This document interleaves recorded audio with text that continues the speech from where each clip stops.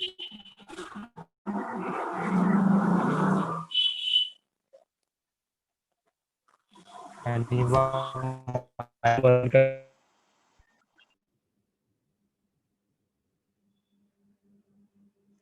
एक बात पूछना थी सर।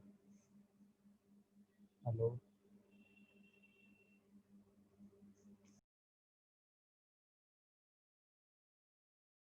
हेलो। हाँ बोलो। सर ये मैं पूछ रहा था, जो ये हुआवेई की ट्रेनिंग चल रही सर, ये रजिस्टर तो बहुत बच्चों ने किया था, पर सर उनको हमको कोई उसके बाद मेल वेल ही नहीं आया कि आपको ये फॉर्म भरना है, आपकी ट्रेनिंग होगी। बल्कि दूसरों को तो आ गया है सर। तो मैं पूछ के बता दूंगा उनसे, ठीक है ना। आपने प्रोसेस हाँ सर, प्रोसीजर आप पूरा पूछ लेना कराया सर, था? क्योंकि हाँ सर, पहले मतलब हिमांशु सर ने लिंक भेजी थी, इस पर रजिस्ट्रेशन कर दिया, रजिस्ट्रेशन अप्रूव सक्सेस भी हो गया, उसके बाद से कोई मेल ही नहीं आया अभी तक। और कुछ कुछ और लोगों का सर है, कुछ दो लोगों को नहीं बैच आया। निकल गई उनकी, अभी तीसरी 28 से तो। एक मिनट पूछ लूंगा उनसे, हाँ ठीक है ना। नहीं सर, मेरा नहीं हुआ, आकाश का नहीं हुआ है सर। हाँ सर, ठीक मेरा भी। हाँ सर। ठीक है ठीक है। तो सर अभी 28 से नई तीसरी बैच है, तो उसमें से पढ़ लेंगे सर, क्योंकि अभी तो चल रहा है सेकेंड बैच का।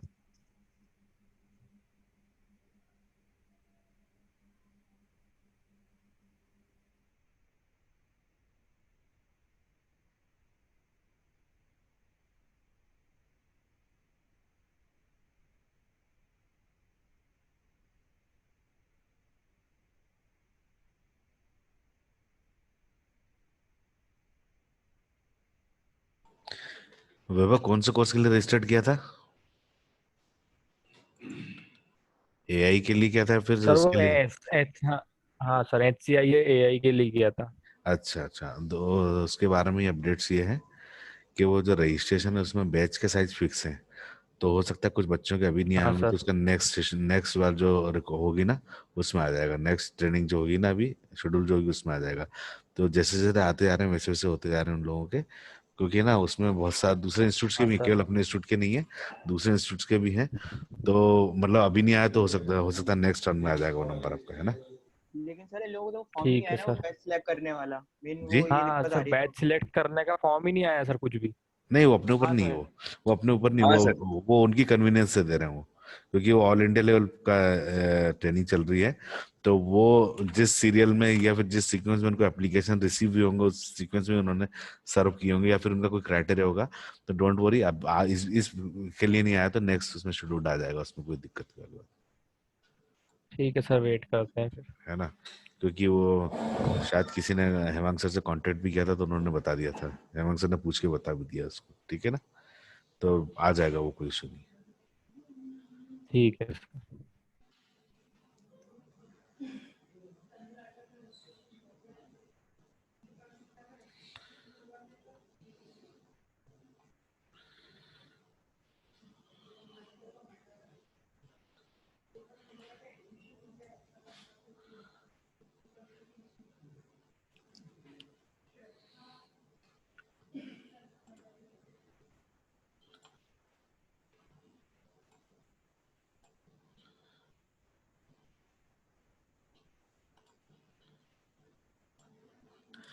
स्क्रीन शेयर हो रही है मेरी आपसे? हाँ सर, देखिए। ठीक है। कल मैंने आपको कुछ टर्मिनोलॉजी बताई थी, क्योंकि हम शेड्यूलिंग मेथड्स कर रहे हैं यहाँ पे। और शेड्यूलिंग में आपका सीपीयू शेड्यूलिंग के अकॉर्डिंग सबसे पहले मुझे कुछ टर्मिनोलॉजी क्लियर होना चाहिए, तभी मैं आगे या फिर न्यूमेरिकल्स होंगे उसको कर पाऊंगा। तो मैंने कल जो चीज़ बताई थी उसको मैं थोड़ा सा इसको रिवाइज भी कर देता हूँ। सबसे पहली बात तो है, सबसे हम बात करते हैं बर्स्ट टाइम, एग्जीक्यूशन टाइम या रनिंग टाइम, इसको हम थोड़ा इंटरचेंजेबली हम यूज़ करते हैं। अल्टीमेटली तीनों का मतलब वही है कि कितने टाइम तक वो प्रोसेस सीपीयू पर एग्जीक्यूट होती है, वो टाइम फिक्स। क्योंकि देखो, मैंने आपको कल भी बताया था कि हमारा जो प्रोसेस का जो लाइफ साइकिल है, उसमें जो पर्टिकुलर प्रोसेस है वो रेडी क्यू से लेके इंटर जब होती है और जब क्रिएट होती है, तब से वो रेडी क्यू में, रनिंग क्यू में, वेटिंग क्यू में, टर्मिनेटर, कई स्टेजेस को क्लियर करती है। तो ये वो टाइम है, रनिंग टाइम या एग्जीक्यूशन टाइम या बर्स्ट टाइम, वो प्योर टाइम है जितने टाइम के लिए प्रोसेस हमारी सीपीयू पे एग्जीक्यूट होती है, प्योरली कंप्यूटिंग डिवाइस पे एग्जीक्यूटेड होती है, वो हमारे टाइम है। नेक्स्ट जो हमारा वेटिंग टाइम है, वेटिंग टाइम प्रोसेस को दो ही जगह वेट करना होता है। या तो उसको रेडी क्यू में वेट करना होता है, रेडी क्यू में वो तब वेट करती है कि प्रोसेसर खाली नहीं और वहां पे वेट करती है, रेडी क्यू वाली वाली क्यू है। या फिर दूसरा वेटिंग क्यू में, वेटिंग क्यू में हम क्यों क्यों वेट कराते हैं उसको, क्योंकि प्रोसेस हमारी एग्जीक्यूशन में थी, उसको इनपुट आउटपुट की रिक्वायरमेंट है, तो सीपीयू को डिसएंगेज करके वो वेटिंग क्यू में आती है। तो वहां पे तो टाइम, जो भी उसने टाइम स्पेंड किया है रेडी क्यू में रहने के लिए प्लस वेटिंग क्यू में रहने के लिए, दोनों स्टेज में रहने के लिए जो उसने टाइम स्पेंड किया है, उसको हम बोलते हैं waiting time. Next, arrival time का सिंपल सा मीनिंग है प्रोसेस कब आपकी रेडी क्यू में आती है, जिस भी टाइम वो रेडी क्यू में आती है एग्जीक्यूशन के लिए, वो आपकी कहलाती है आपका अराइवल टाइम। एग्जिट टाइम, जिस भी समय, जिस टाइम पर आपकी प्रोसेस का एग्जीक्यूशन खत्म हो जाता है, वो टर्मिनेट होती है, वही आपका एग्जिट टाइम है। यहाँ पर turn around time, turn around time का सिंपल सा यहाँ पे मीनिंग है कि वो प्रोसेस कब आई, कब एंटर हुई और कब एग्जिट हुई। टोटल टाइम जो का टोटल टर्न अराउंड टाइम हम इसको बोलते हैं। प्रोसेस कब हमारे सिस्टम में आई, सब सिस्टम में आएगी तो दो ही चीज कर रही, दो ही चीज होंगी, या तो उसने वेट किया होगा या फिर रन एग्जीक्यूट किया होगा या रनिंग किया होगा, तो दोनों टाइम। तो सबसे पहला क्राइटेरिया जो हम उसको बोलते हैं arrival, exit time minus arrival time, जिस प्रोसेस, जब वो प्रोसेस एग्जीक्यूट होकर टर्मिनेट हुई वो टाइम माइनस जिस टाइम वो आई है वो टाइम, अगर इसमें सब्ट्रैक्ट करूंगा तो वो टर्न अराउंड टाइम कहलाएगा। तो मतलब जितने टाइम के लिए वो सिस्टम में प्रोसेस रही है वो कहलाएगा। दूसरा मैं उसको ये बोलता हूँ बस टाइम प्लस वेटिंग टाइम। सीधी सी बात है, या तो मैं एंट्री है गया एग्जिट टाइम मुझे दिया तो मैं कैलकुलेट कर सकता हूँ, दूसरा मैं उस तरीके से भी कैलकुलेट कर सकता हूँ कि बस टाइम मेरा कौन सा टाइम है, बस टाइम मेरा वो वाला टाइम है जितने टाइम में सीपीयू पे एग्जीक्यूट हुआ है, प्लस वेटिंग टाइम वो टाइम है जिस टाइम पे वो रेडी क्यू में रही है, रेडी क्यू में रही है या फिर वेटिंग क्यू में रही है, तो इसका waiting time plus execution time ही इसका टोटल का टाइम टर्न अराउंड टाइम कहलाएगा। तो प्रोसेस ने अपना पूरा लाइफ साइकिल, पूरा लाइफ टाइम पीरियड कहता है वो उसका टर्न अराउंड टाइम कहलाता है आपका। ठीक है, इसमें किसी कोई क्वेश्चंस? नेक्स्ट में आ जाता हूँ एवरेज वेटिंग टाइम। हम जब भी कोई भी शेड्यूलिंग क्राइटेरिया अप्लाई करते हैं, जब भी हम कोई भी शेड्यूलिंग मेथड्स को अप्लाई करते हैं, शेड्यूलिंग स्कीम को अप्लाई करते हैं, तो ये जो क्राइटेरिया है ना, ये ही हम मेजरली करते हैं। सबसे पहला है एवरेज वेटिंग टाइम। यहाँ पे एवरेज वेटिंग टाइम का सिंपल सा मीनिंग है कि सपोज हमारे पास n नंबर ऑफ प्रोसेस हैं और n नंबर प्रोसेस को हमने इंडिविजुअली हम कैलकुलेट करेंगे कि process 1, process 2, process 3 up to process n, हर एक प्रोसेस को एक कितने टाइम में कितना वेट करना पड़ा, और उन सभी का वेटिंग टाइम डिवाइडेड बाय यदि n कर देंगे तो हम आपका क्या आएगा, एवरेज वेटिंग टाइम आपका आएगा।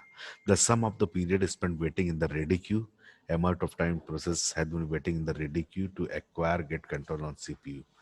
मतलब किसी भी पर्टिकुलर प्रोसेस को, जितनी भी प्रोसेस आपके सिस्टम्स में है या फिर कंसिडरेशन में है, उन सभी प्रोसेस को आपको रेडी क्यू या फिर वेटिंग क्यू में कितना समय रहना पड़ा, उन सब का जो एवरेज हम कैलकुलेट करते हैं वो आपका एवरेज वेटिंग टाइम कैलकुलेट करते हैं।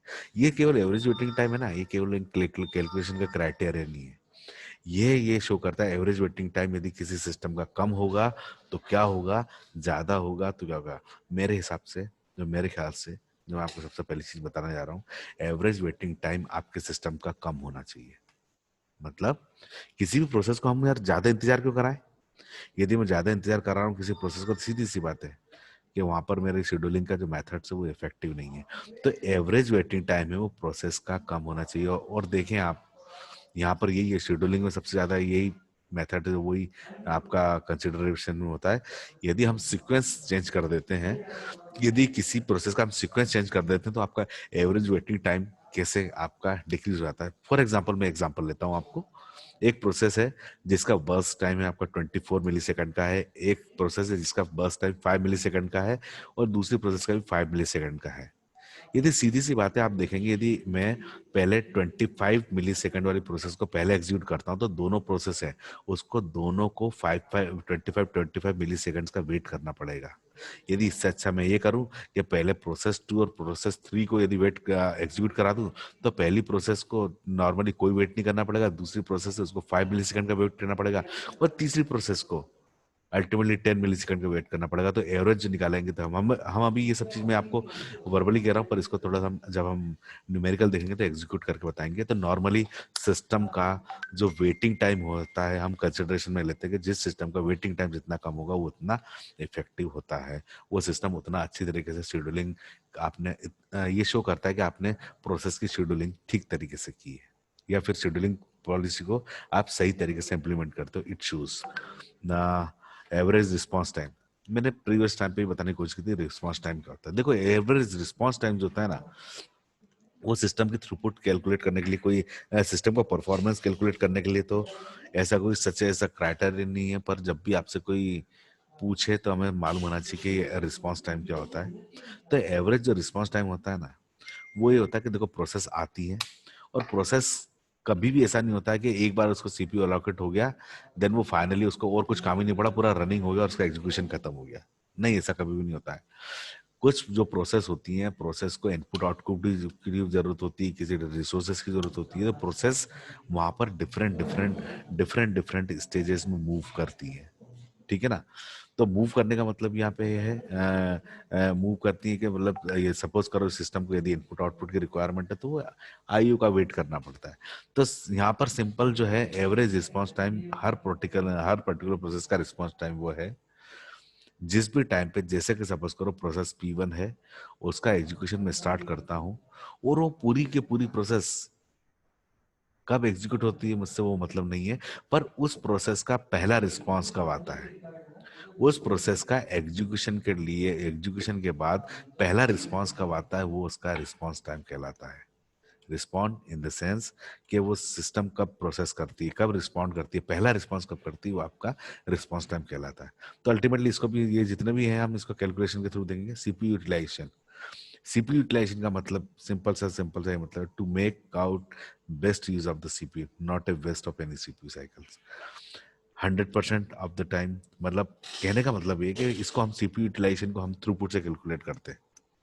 सीपीयू यूटिलाइजेशन को हम अल्टीमेटली जब तक हमें थ्रूपुट समझ में नहीं आएगा तब तक हम इसको नहीं करेंगे। तो थ्रूपुट का सिंपल सा मीनिंग ये है कि number of process executed in you in per unit time. आपका जितने भी कोई सा भी मैं टाइम यूनिट कंसिडर कर लेता हूँ। सपोज मैं यदि सेकंड में कैलकुलेट कर रहा हूँ तो एक सेकंड में कितनी प्रोसेस हो रही है, एक मिनट में कितनी प्रोसेस हो रही है, तो यूनिट टाइम में आपकी कितनी प्रोसेस आपका एग्जीक्यूशन कंप्लीट हो जाता है वो सिस्टम का थ्रूपुट कहलाता है। तो अल्टीमेटली ये जितने भी क्राइटेरिया मैंने आपको बताया, एवरेज वेटिंग टाइम का बताया है, चाहे एवरेज रिस्पांस टाइम का बताया है, सीपीयू यूटिलाइजेशन है, थ्रूपुट का बताया है, ये तब तक मैं नहीं कर पाऊंगा तब तक मैं न्यूमेरिकली इन वैल्यूज को सॉल्व नहीं करता। तो मैं सबसे पहले शेड्यूलिंग का क्राइटेरिया, हमारे पास डिफरेंट शेड्यूलिंग मेथड्स हैं, हम हर एक शेड्यूलिंग मेथड्स को देखेंगे, न्यूमेरिकल को सॉल्व करने की कोशिश करेंगे और उस हिसाब से हम आगे बढ़ने की कोशिश करेंगे। ठीक है ना। मैं दूसरी पीपीटी आपसे शेयर कर रहा हूँ, उसको देखें पहले।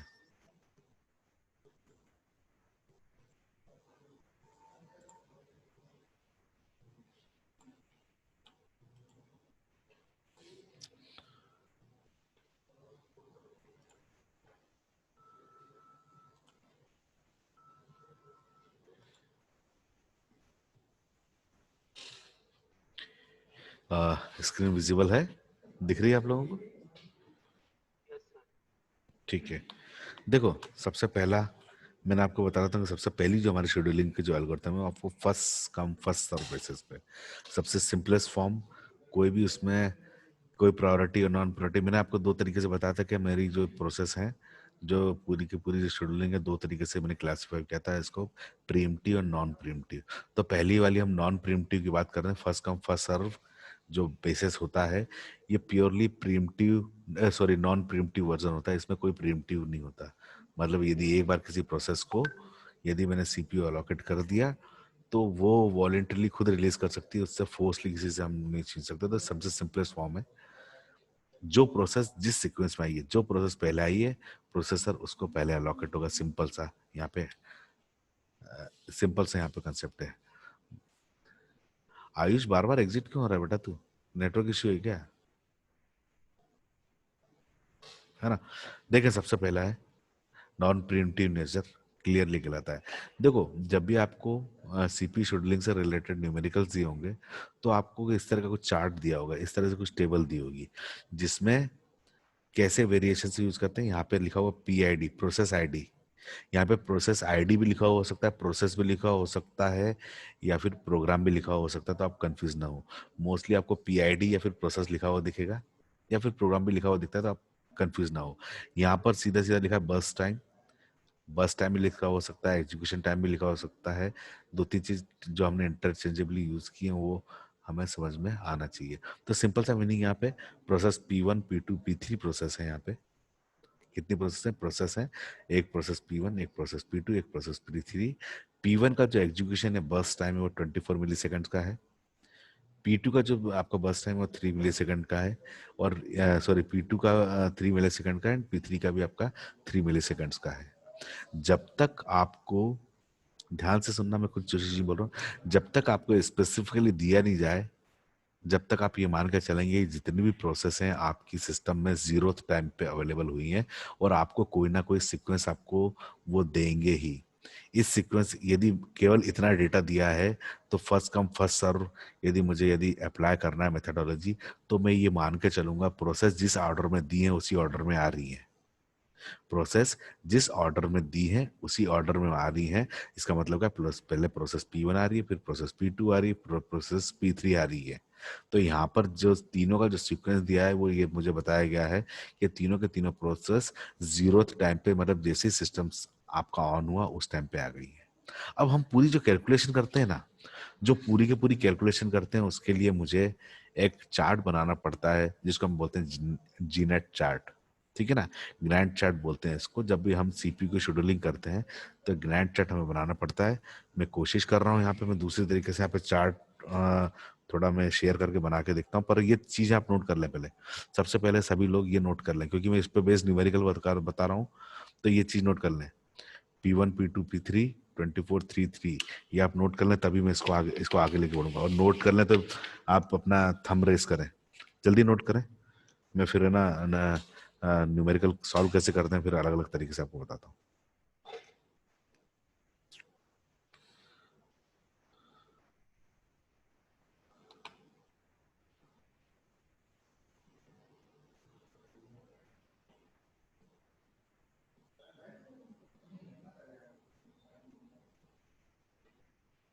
कर लिया सबने?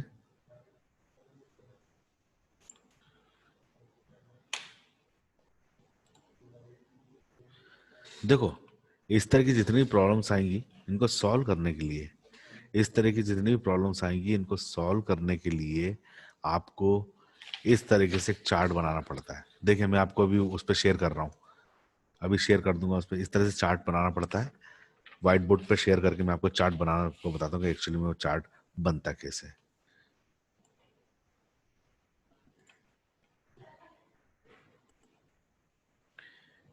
व्हाइट बोर्ड दिख रहा है सभी लोगों को?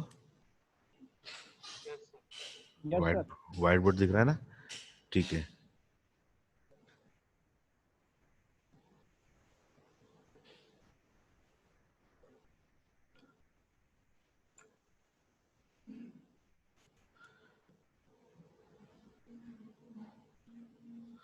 यहाँ पर देखो, थोड़ा सा मैं ड्रॉ वैसे करने की कोशिश कर रहा हूँ, थोड़ा सा एरर आए तो मतलब ठीक तरीके से नहीं चले तो उसमें कोई इशू मत समझना, है ना?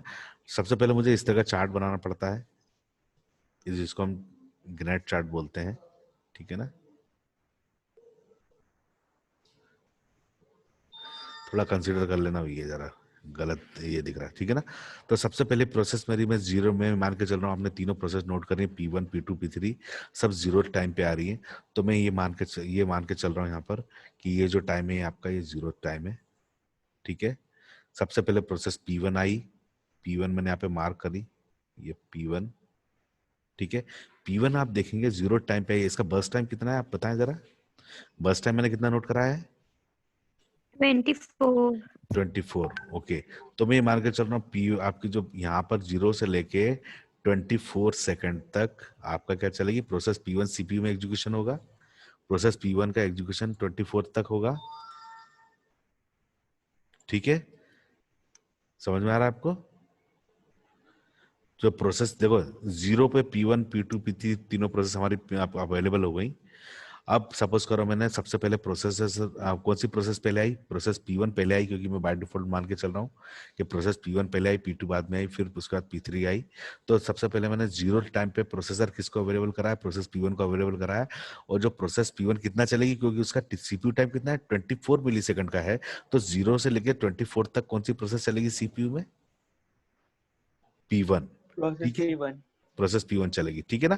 अब प्रोसेस P1 24 मिलीसेकंड में अपना टाइम एग्जीक्यूट करके टर्मिनेट हो जाएगी, क्योंकि देखो ये हमारी नॉन प्रिम्प्टिव है। इसका मतलब एक बार यदि इसको किसी को, यदि प्रोसेस को ये सीपीयू असाइन हो गया, तो जब तक ये अपने मर्जी से ये नहीं छोड़ेगी या फिर जब तक टर्मिनेट नहीं होगी, तब तक ये प्रोसेस चलती रहेगी। ठीक है, एग्री करते हैं। अब जैसे 24 सेकंड पे प्रोसेस P1 ने अपना एग्जीक्यूशन खत्म किया, मैं कौन सी प्रोसेस को अलॉकेट करूंगा, आप ये सीपीयू, मैं प्रोसेस को अलॉकेट करूंगा P2 को। ठीक है, ये मैंने P2 मैंने असाइन किया। ठीक है, बस टाइम कितना है इसका, P2 का बस टाइम कितना है, 3। 3 सर। 3। तो 24 से लेकर 27 तक कौन सी चलेगी हमारी, P2। एग्री करते हैं? Yes sir. 3 मिली सेकंड का है ना, तो 24 पे जब मैंने दिया तो P2 जब चलेगा 27 तक कौन सा चलेगा, अपना P2 चलेगा। अब ये मान के चल रहे हैं, ये नेक्स्ट प्रोसेस कौन सी मेरे P3 है, तो जो P3 प्रोसेस जब इसे कंप्लीट होगा तो मैंने P3 को अलॉकेट किया, और P3 को अलॉकेट करने 27 से लेके कहाँ तक चलेगी ये, 30। 30 तक चलेगी। ठीक है ना, मैं इसको डिलीट कर देता, सॉरी पूरी लाइन डिलीट हो गई है ना। तो बस ये जो है अपना, ये वो पूरा के यहाँ पे पूरा पूरा यहाँ पे अपना ये खत्म हो जाएगा। ठीक है ना, मतलब ये चार्ट इसको मान के चले, ये खत्म हो गया मेरा चार्ट, बाकी रहना देंगे, है ना। तो ये प्रोसेस इसको इस जो पिक्टोरियल रिप्रेजेंटेशन है ना, इसको हम बोलते हैं generate chart, GNATT net chart. ठीक है ना। तो अब हमें जो चीजें कैलकुलेट करना होती है, वो सबसे पहले क्या क्या कैलकुलेट करना होती है, हमें सबसे पहले कैलकुलेट करना होगी यहाँ पे एवरेज वेटिंग टाइम। तो एवरेज वेटिंग टाइम में सबसे पहले मुझे पहले प्रोसेस P1 का एवरेज वेटिंग टाइम कैलकुलेट करना पड़ेगा, फिर प्रोसेस P2 का एवरेज टाइम कैलकुलेट करना पड़ेगा, फिर प्रोसेस P3 का एग्जीक्यूट करना पड़ेगा। तो P1 का एग्जीक्यूटिव टाइम क्या होगा, वेटिंग टाइम देखें हम क्या है।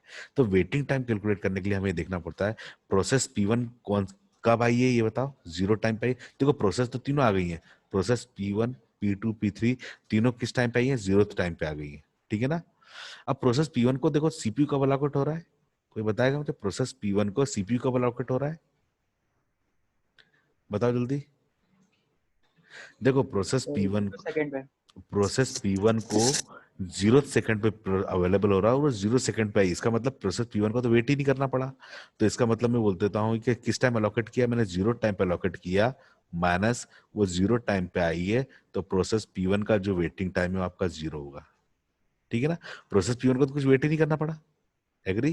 प्रोसेस P2 की बात करते हैं, प्रोसेस P2 को हमने कब दिया सीपीयू, 24 मिली सेकंड पे दिया अपन ने, और आई कब थी, वो 0 पे आई थी।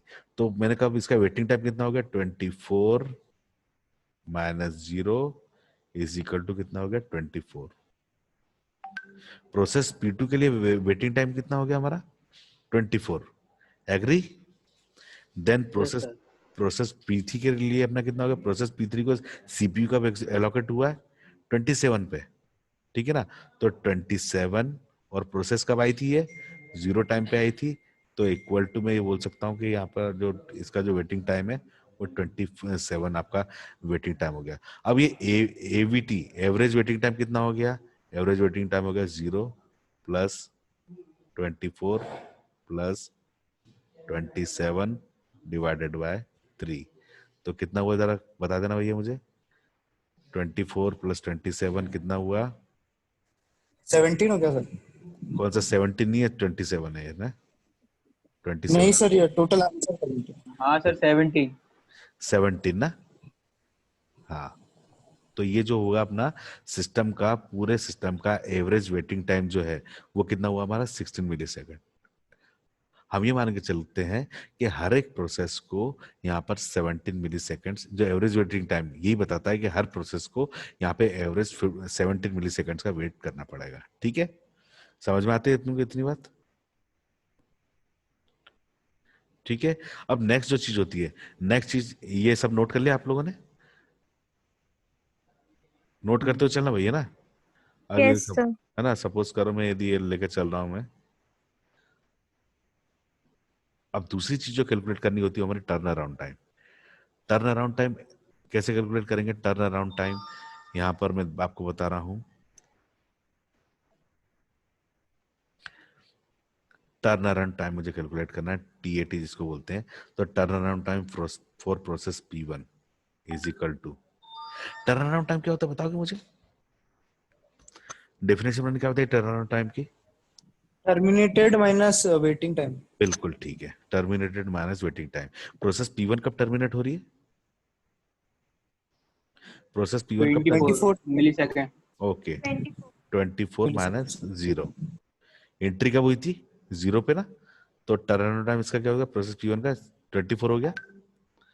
देन TAT आपका P2 का कितना हो गया? P2 कब टर्मिनेट हो रही है? 27 पे हो रही है, तो 27 माइनस 0 इक्वल टू 27। ठीक है। और P3 कब टर्मिनेट हो रही है हमारी? P3 टर्मिनेट हो रही है 30 पे, 30 माइनस 0 30। तो ये सब, ये इंडिविजुअल प्रोसेस का टर्न अराउंड टाइम आ गया। ठीक है, ठीक है, यस सर। ठीक है। अब एक बात ये समझ में आ गया पूरा का पूरा? मैं आपको अब दूसरी चीज बताता हूँ। देखो, सीक्वेंस चेंज करने से एवरेज वेटिंग टाइम का हमारा कैसा फर्क पड़ता है, जो मैंने थोड़ी देर पहले आपको बात करी थी, वो मैं आपको बता रहा हूँ। अभी अभी हमारा इसमें एवरेज वेटिंग टाइम हमारा 70 मिली सेकेंड्स का आ रहा है, ठीक है ना? 17 मिली सेकेंड्स का आ रहा है, ठीक है। अब सपोज करो मैं दूसरा सीक्वेंस लेता हूँ। अब मैं मान के चल रहा हूँ मेरा न्यूमेरिकल वही है, P1 24, P2 3 और P3 भी आपका 3 मिली सेकेंड्स का है। बट जो है ना, मैंने सीक्वेंस चेंज कर दिया। मैं मान के चल रहा हूँ प्रोसेस पहले P2 आ रही है, फिर P3 आ रही है, फिर P1 आ रही है, ठीक है ना? तो सपोज करो मैं फिर से चार्ट बनाता हूँ उसका। अब मैंने सीक्वेंस क्या ले लिया है? जीरो, पहले जीरो टाइम पे तो आ रही है, पर पहले पहले किसको कंसिडर कर रहा हूँ? पहले ही मान के चल रहा हूँ पहले P2 आई है हमारे पास। तो पहले मैंने P2 को असाइन किया, तो P2 का अपना वो कितना है भाई बताओ मुझे? P2 का बर्स्ट टाइम कितना है? 3 मिली सेकेंड 3 का 3 मिलीसेकंड। है ना? तो3 मिली। जीरो से लेके 3 कौन सी चली? P2 चली। फिर मैंने P3 को अलोकेट किया सीक्वेंस, वो था, वो भी 3 मिली सेकेंड चली यहाँ पे। तो 3 से लेके कहाँ तक चलेगी? 6 तक चलेगी, ठीक है। अब मैंने लास्ट का जो टाइम है, जो सीक्वेंस जो है, फिर P1 को दिया। P2 P1 का बस टाइम कितना था मेरा? 24 था। तो ये कितना हुआ यहाँ पे? 30 तक कौन सी चली अपनी? P1 चली। ठीक है, समझ में आता है अपन को? अब देखो एवरेज वेटिंग टाइम अपन को कैलकुलेट करना है। तो अपन मैं यहाँ पे कैलकुलेट कर रहा हूँ average waiting time P1, P2 and P3, ये तीनों का मैं कैलकुलेट कर रहा हूँ।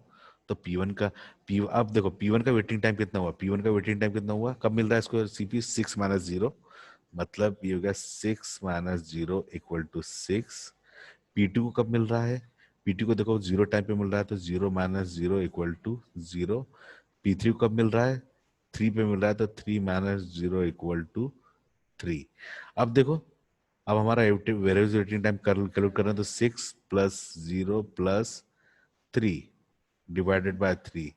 तो मतलब एवरेज वेटिंग टाइम इसका कितना हो गया? 3 मिली सेकेंड का हो गया, ठीक है ना? तो देखो, अगर मैं पहले वाले मेथड से अगर सीपीयू का शेड्यूलिंग करूंगा, तो सीपीयू का शेड्यूलिंग सिस्टम के थ्रूपुट्स को कैसे रिफ्लेक्ट करती है, ये आपने दोनों एग्जांपल्स में देखा। पहला केस जब मैंने कंसीडर किया था, जिसमें मैंने P1 P2 P3 को कंसीडर किया था, तब आप देखें सिस्टम का एवरेज वेटिंग टाइम 17 मिली सेकंड्स का बता था, जो कि ये बता रहा है सिस्टम में कि हर एक प्रोसेस, जो भी इनकमिंग प्रोसेस को वेट ज्यादा करना पड़ रहा है। जबकि दूसरे प्रोसेस में यदि मैंने देखा, दूसरे मैंने सीक्वेंस यदि चेंज करा, तो उसमें ये क्या बता रहा है अपन को कि उसमें उसको टाइम कम लग रहा है। ठीक है, समझ में आती है बात अपन को?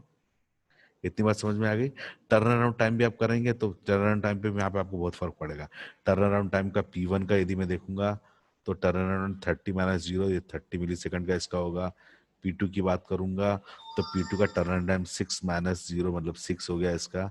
और यदि सॉरी 3, और यदि P3 की बात करूंगा, तो इसका हो गया 6। तो आप देखेंगे टर्नअराउंड टाइम भी आपका सब पहले की कंडीशन में बहुत चेंज हुआ है। ठीक है, तो ये दोनों क्राइटेरिया सीपीयू शेड्यूलिंग उतनी ही इम्पोर्टेंट है और इतना ही अपने को मैटर करती है जितना कि मतलब सिस्टम का थ्रूपुट उसमें करने में। ठीक है ना।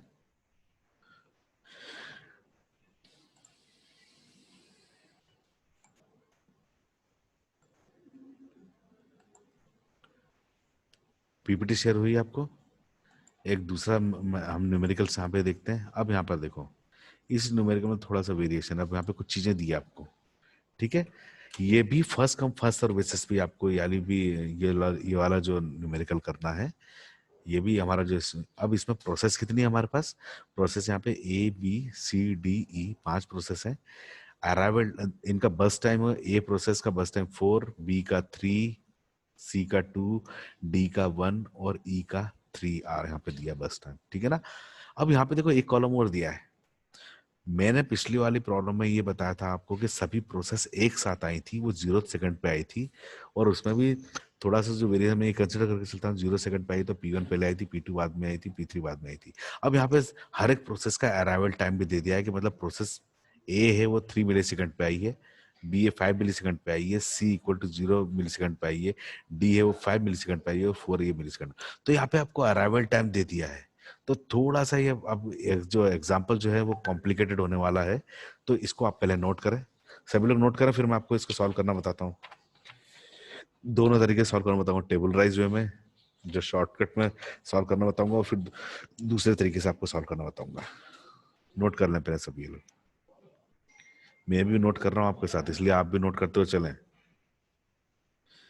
क्योंकि बोर्ड पे होता तो डायरेक्ट पढ़ा देता मैं। यहाँ पे मुझे आपको व्हाइट बोर्ड इस पे करके बताना है।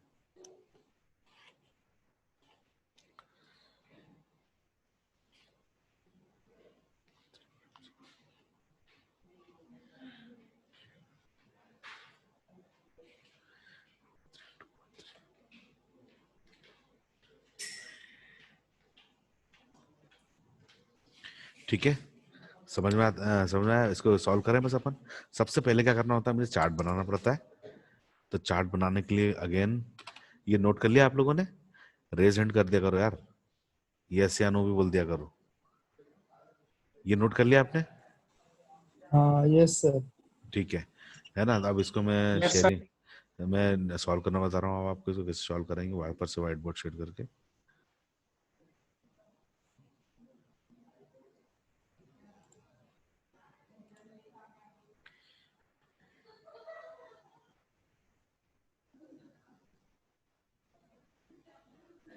ठीक है, नौ सबसे पहले चार्ट बनाना होगा मुझे, तो ध्यान से चार्ट सभी लोग बनाएं। पहले बनाए फिर मैं इसको सॉल्व करना बताऊंगा आपको। 2 मिनट में आपको बना लें, फिर सब मैं आपको बताता हूँ इसको।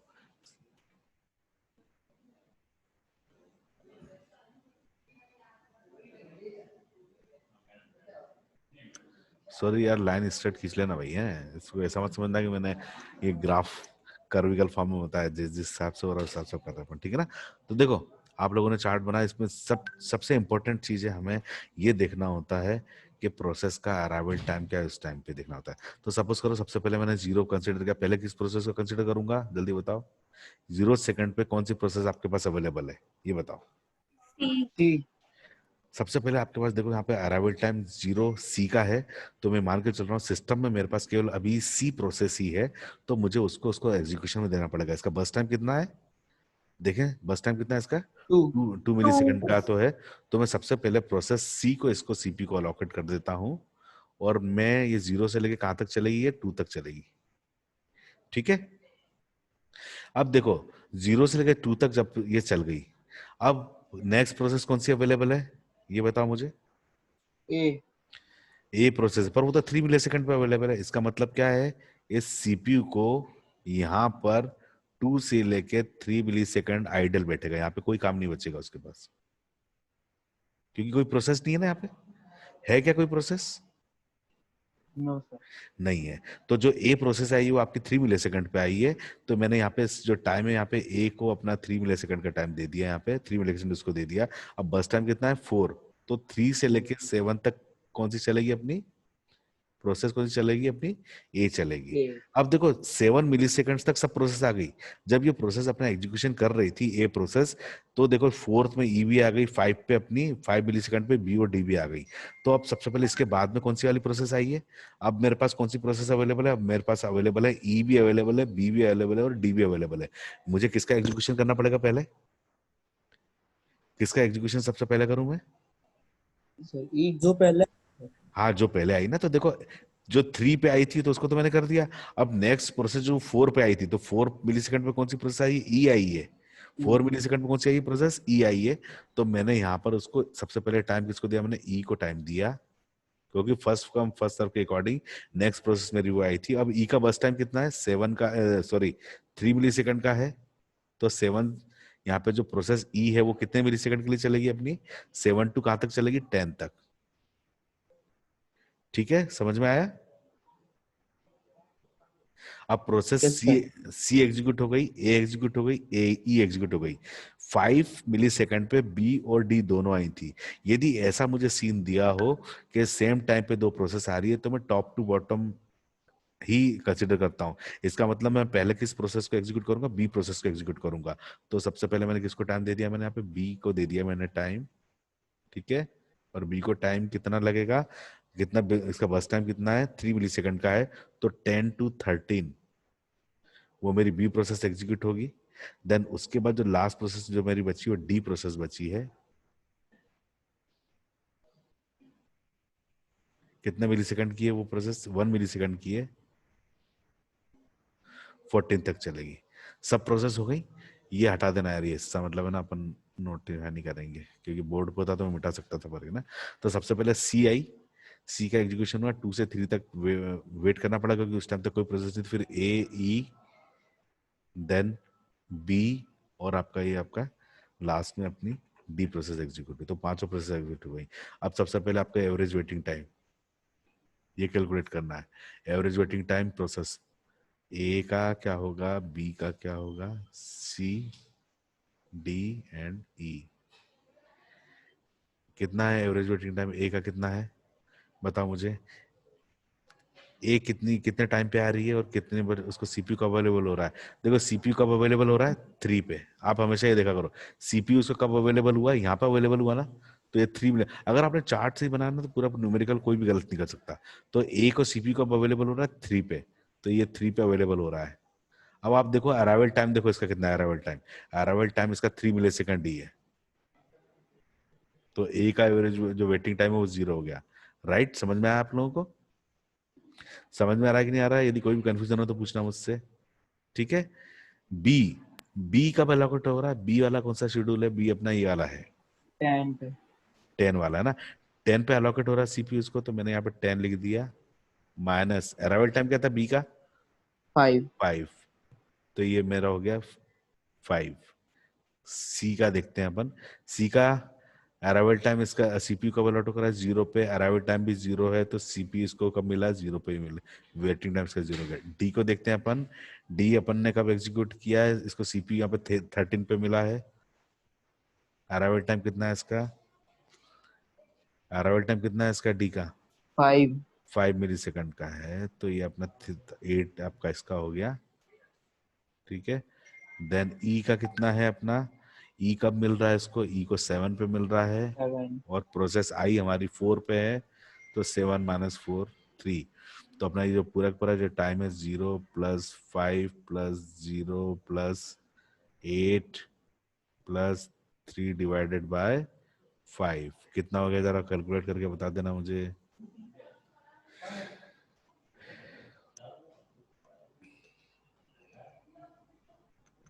कैलकुलेट करके बता दो जल्दी। तो 5.33 5.33 सभी का आ